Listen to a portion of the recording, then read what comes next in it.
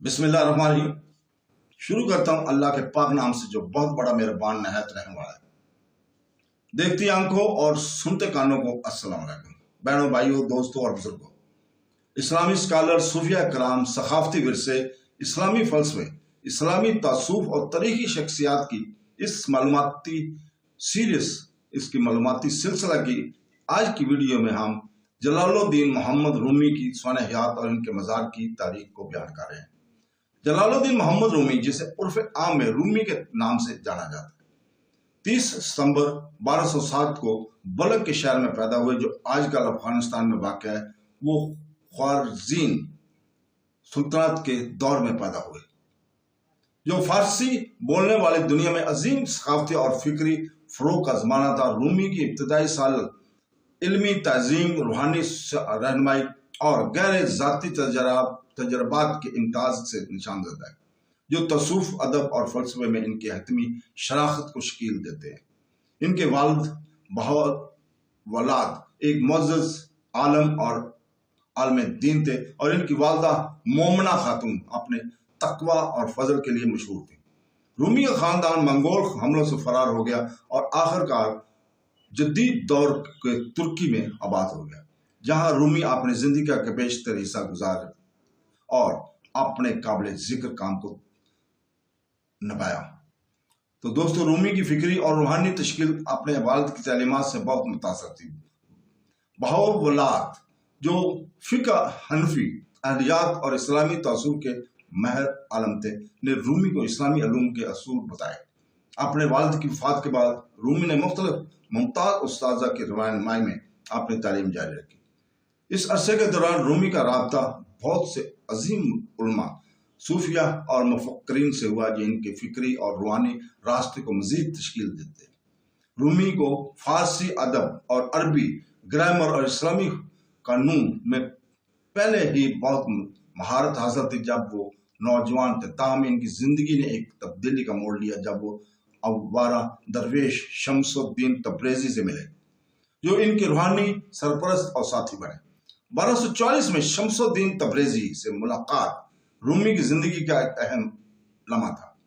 शम्स एक आज़ाद रूह और करशामाती सूफियाना था, जिन्होंने रूमी के ज़वायती मजहबी नज़रियात और तरीक़ों को गहरा चैलेंज किया। रूमी और शम्स के दरमियान गहरे रूहानी ताल्लुकात ने रूमी को एक गहरी अंदरूनी तब्दीली का तजर्बा करने पर मजबूर किया, जिसने तसूफ की सूफियाना दायरों में अपने सफ़र का आगाज़ किया। रूमी की ज़िंदगी पर शम्स के असरात को बढ़ा चढ़ाकर पेश नहीं किया जा सकता था। इन्होंने न सिर्फ रूमी की रूहानी नुक्ता नज़र को तब्दील किया, बल्कि अपनी नई रूहानी बेदारी को शायरी में तब्दील करने की तहरीक में भी नतीजा खेज मदद की। नतीजे के तौर पर रूमी के काम ने एक ज़्यादा सूफियाना और मारवानी नोयत अख्तियार की, जिसमें अल्लाही मोहब्बत, इत्तेहाद और खुदा से कुर्बत की तलाश के मौज़ूआत पर रोशनी डाली। तो दोस्तों, रूमी की सबसे मशहूर और अहम तसनीफ, जिसे मस्वीर भी कहा जाता है, को फारसी अदब के सबसे बड़ी अदबी कामयाबी में एक समझा जाता है, और इसे अक्सर फारसी में रूहानी कुरान कहा जाता है। आयत में लिखी गई मसनवी शायरी की 6 किताबों पर मुश्तमिल है, और ये किताबें कहानियाँ, तमसीलों और अखलाकी सबाक से भरी हुई हैं, जो मोहब्बत, अकीदत और रूह की खुदा के लिए तड़प की नौयत को दरियाफ्त करती हैं। मसनवी को एक लाजवाब रूहानी रहनुमा के तौर पर सराहा गया, जो आलम के इंसानी मौज़ूआत पर रोशनी डालता है और इलाही की फितरत और रूहानी रोशन ख्याली के रास्ते के बारे में गहरी बसीरत पेश करता है। मसनवी में रूमी के शायरी इस ख्याल में जोर देती है कि हकीकी रूहानियत का जोहर मादी दुनिया और अना से बालातर हो गया है, खुदा के साथ इत्तेहाद के दिल की आरज़ू में मज़मर है। इनके काम का न सिर्फ फारसी बोलने वाली दुनिया, बल्कि वसी तर इस्लामी दुनिया और इससे अलग की रूहानी और अदबी रवायत पर बहुत ज़्यादा असर पड़ता है। रूमी का असर शायरी के दायरे से बहुत आगे तक फैला हुआ है। वो एक मशहूर इस्लामी स्कॉलर, हनफी फ़िक़्ह और मातरदी महर अलियात थे। इस्लामी कानून, अलियात और फ़लसफ़े के बारे में इनकी गहरी तस्वीर ने इनके सूफियाने ख्यालात से आगाह किया, और इनकी तालीमात में फ़िक्री, इल्मी और रूहानी बसीरत दोनों के अनासर شامل تھے۔ ان کی صوفی تعلیمات جو الہی محبت کے خیال اور خدا کے ساتھ روحانی اطاعت کی تلاش کی گرد مرکوز ہے، تمام پس منظر کے لوگوں کے جسے عام طور پر مولوی آرڈر ساتھ گھومتی رہتی ہیں، ان کی موت کے بعد قائم کیا تھا، اور یہ آج تک سب سے مشہور صوفی کا مشہور گھومنے والا رقص احکامات میں اس کا ایک ہے۔ روحانی عروج کا ایک علامتی عمل ہے جو روح کی الہی کے ساتھ دوبارہ ملنے کی خواہش کی نمائندگی کرتا ہے۔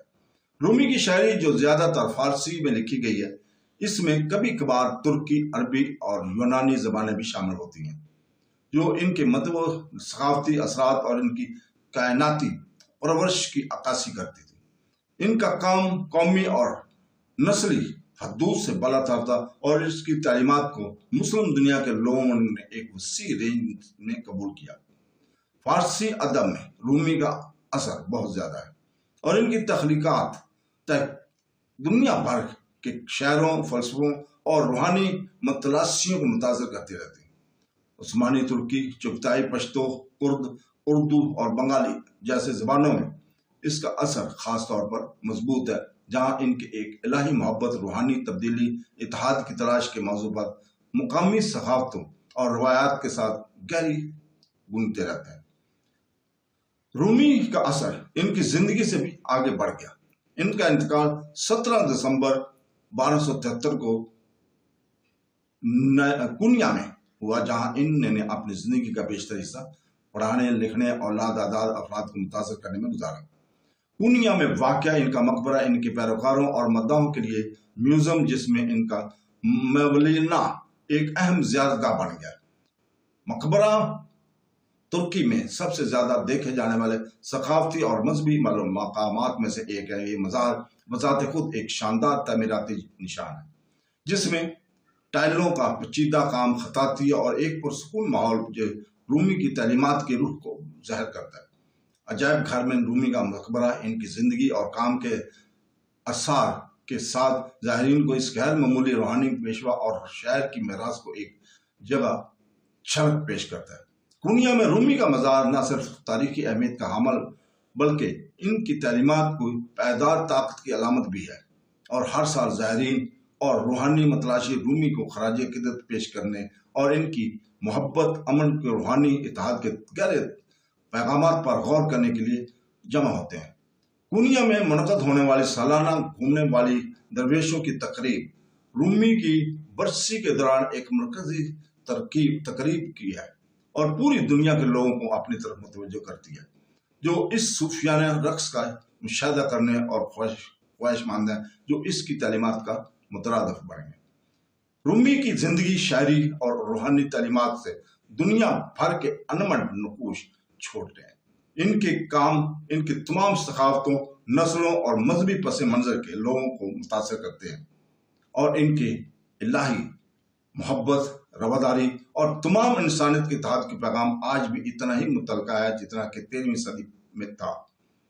ترکی کے شہر کونیا میں ان کا مقبرہ ان کی تعلیمات کی پائیدار طاقت کے ثبوت کے طور پر کھڑا ہے، جو ہر سال لاکھوں زائرین کو اپنی طرف متوجہ کرتا ہے، جو اس کی روحانی میراث سے جڑنا چاہتے ہیں۔ رومی کا اثر قومی سرحدوں، نسلی تفسیروں اور صدیوں سے ماورا ہے، اور ان کا کام ان تعلیمی لوگوں کے لیے روشنی کا مینار بنا ہوا ہے، جو گہری روحانی تحکیم اور الہی کے تقدس کو جسدو میں شامل ہوتا ہے۔